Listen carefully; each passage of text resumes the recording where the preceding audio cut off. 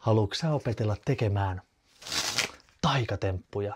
Mä oon taikuri Herra Koskinen ja mä järjestän heti kesän alussa taikaleirin. 2.–4. kesäkuuta. 3 päivän leiri, missä opetellaan taikatemppuja, harjoitellaan sorminäppäryyttä, opitaan tekemään eri ilmapalloeläimiä ja jonglöörätään.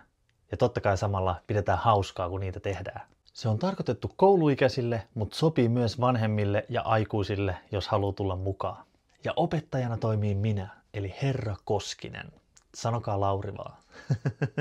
Mä järjestän tämän leirin täällä Kirkkonummen Masalassa, Masalan portin auditoriossa. Tämä sijaitsee Kehä kolmosen länsipäässä. Tänne on helppo tulla autolla ja myös juna- ja bussipysäkki on todella lähellä, joten julkisillakin pääsee. Tämä leiri on joka päivä kello 9–15.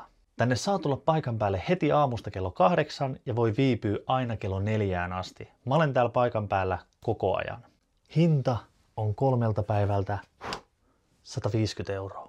Se pitää sisällään opetukset, vähän välineitä, lounaan joka päivä täällä paikan päällä ravintolassa ja sit mä annan mukaan vielä nettikursseja, niin voi jatkaa leirin jälkeen harjoittelua myös kotona. Ilmoittautuminen sähköpostilla osoitteeseen info@herrakoskinen.fi. Ja jos on jotain kysyttävää, niin sinne voi myös lähettää kysymykset. Ihan mahtavaa nähdä teidät kaikki sit siellä. Tervetuloa ja pidetään hauskaa. Moi moi!